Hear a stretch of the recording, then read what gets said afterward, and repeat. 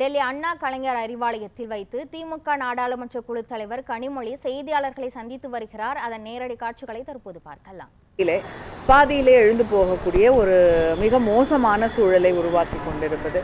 ஒரு அரசியல்வாதி என்னென்ன பேச வேண்டுமோ, ஒரு அரசியல் கட்சியை சார்ந்தவர் போல தமிழ்நாட்டு மக்களை நம்மளுடைய உணர்வுகளை புண்படுத்தக்கூடிய அளவிற்கு இங்கே இருக்கக்கூடிய அரசியல் தலைவர்களை, நம்முடைய பாரம்பரியத்தை, நம்முடைய நம்பிக்கைகளை தொடர்ந்து கொச்சைப்படுத்துவது போல கவர்னர் அவர்கள் செயல்பட்டு கொண்டிருக்கிறார்.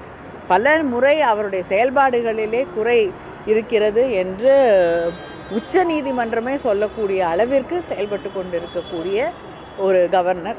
இது தமிழ்நாட்டில் மட்டும் இல்லை, பிஜேபி ஆளாத எல்லா மாநிலங்களிலுமே நீங்கள் கேரளாவை எடுத்துக்கலாம், வெஸ்ட் பெங்காலாக இருக்கலாம், பல மாநிலங்களில் அவங்க ஆட்சியில் இல்லாத மாநிலங்களில் தொடர்ந்து இந்த கவர்னரை பயன்படுத்தி அங்கே இருக்கக்கூடிய ஆட்சிக்கு நெருக்கடிகளை தொடர்ந்து உருவாக்கி கொண்டிருக்கிறார்கள்.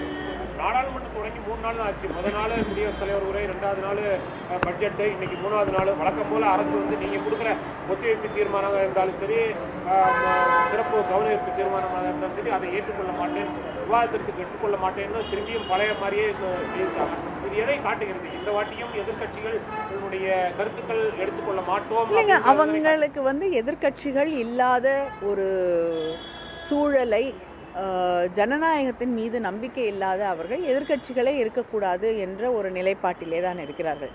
ஒரு அரசு தொடர்ந்து எதிர்கட்சிகள் இல்லாத ஒரு இந்தியா, காங்கிரஸ் முக்த் பாரத் என்று சொல்லக்கூடிய அந்த வார்த்தைகளை சொல்லக்கூடியவர்கள் எதிர்கட்சிகள் மீது, விவாதத்தின் மீது, எதிர்கருத்துகள் மீது எந்த அளவிற்கு மரியாதை வைத்திருக்கிறார்கள் என்பதை நாம் புரிந்து கொள்ள முடிகிறது. அதனால் எதிர்கட்சிகளுடைய கருத்துக்களை அவங்க மாறவே இல்லை அப்படிங்கிறத காட்டுது. இந்த பட்ஜெட் கூட்டத்துக்கு தொடர்ந்து பிறகு, பட்ஜெட் தாக்கல் செய்யப்பட்டதுக்கு பிறகு வருகிற முதல் சட்டசபை தேர்தல், டெல்லி சட்டசபை தேர்தல்.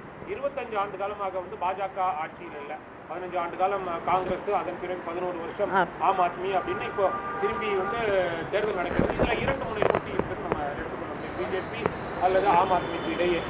கண்டிப்பாக பிஜேபி 25 ஆண்டுகளுக்கு பிறகு ஆட்சியில் அமையும், ஆட்சிக்கு டெல்லி வாசிகள் ஓட்டு போடுவாங்க அப்படின்ற ஒரு பலத்த நம்பிக்கையில பிரதமர் சொல்றாரு. இன்னைக்கு அண்ணாமலையும் டெல்லியில சொல்லியிருக்கிறார். இது எதை காட்டுகிறது? எப்படி, எந்த நம்பிக்கையில அவங்க சொல்றாங்க? திடீர்னு எல்லாருமே எப்படி பிஜேபி ஓட்டு போடுவாங்க? மற்ற அரசியல் கட்சிகளாக இருந்தால் தங்கள் மீது இருக்கக்கூடிய நம்பிக்கையால் சொல்கிறார்கள் என்று நான் எடுத்துக்கொள்வேன். ஆனால் ஒருவேளை இவங்க எலெக்ஷன் கமிஷன் மேலே இருக்க நம்பிக்கையால் சொல்லலாம்.